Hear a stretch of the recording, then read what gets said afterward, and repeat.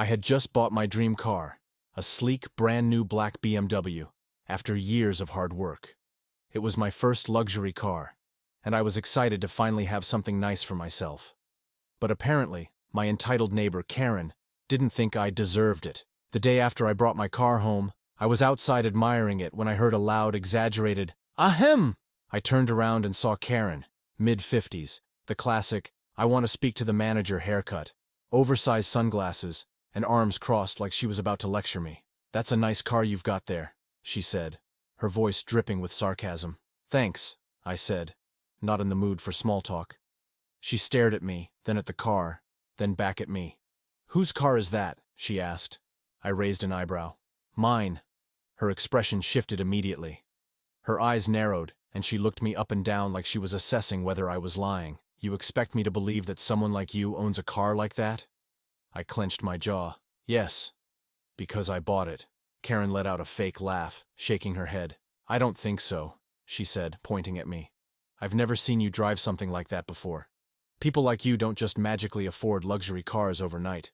I could feel my patience wearing thin. "What are you implying, Karen?" She smirked. "Oh, nothing," she said, then turned and walked back to her house. I knew she was up to something, but I had no idea just how insane it would get. Later that day, I was inside my house when I suddenly heard the sound of police sirens outside. Curious, I walked out onto my front porch, only to find 2 police officers standing next to my car, and Karen, standing with them, arms crossed and looking smug as hell. "That's him!" Karen shouted, pointing at me like I was a wanted criminal. One of the officers turned to me. "Sir, we received a report about a stolen vehicle matching this description. Can we see some identification?"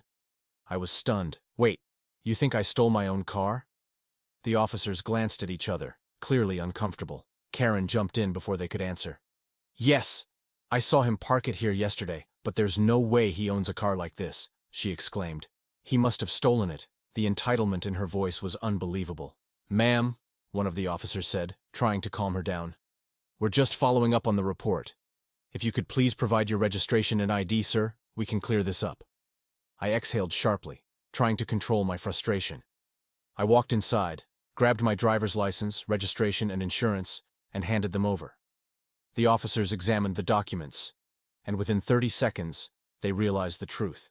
Karen was full of crap. "Ma'am," the officer said, turning to Karen, "the vehicle is legally registered in his name. He owns it." Karen's smug expression vanished. "What?" she stammered. "He bought it. It's his car," the officer repeated. Karen's face turned red. "That's impossible," she snapped. "There's no way he can afford something like that." The officers looked at each other, probably realizing that Karen wasn't just wrong. She was a full-blown racist, classist Karen. "Ma'am," one of them said in a firm tone, "you made a false police report. Do you understand that filing a false report is a crime?" Karen's eyes widened. A crime?" "I was just trying to do the right thing," she protested. "Ma'am, you accused an innocent man of stealing his own vehicle, wasted police resources, and could be facing charges." Karen looked at me, pure hatred in her eyes, and then back at the officers. I was just confused," she stuttered. The officer sighed. "Let this be your final warning. If you call us again with false accusations, you will be charged." Karen's lips tightened into a thin line, but she nodded quickly. She turned and stormed back into her house, humiliated. The officers handed me back my papers, apologized for the inconvenience, and left. I stood there, watching Karen's door, waiting to see if she'd try anything else. But she never did. I think she finally realized that she had lost. After that, Karen never spoke to me again. She wouldn't even look at me when she walked by. Which was perfectly fine, because I had zero interest in ever dealing with her again. But I did make one small change. Every time I parked my car in my driveway, I made sure to polish it extra slow, just in case Karen was watching from her window. I like to think it ate her alive. Moral of the story? Never judge a book by its cover. And if you see a Karen acting entitled, make sure she gets exactly what she deserves. Hope you enjoyed this story. Want more Karen revenge stories? Subscribe our channel for more. Thank you.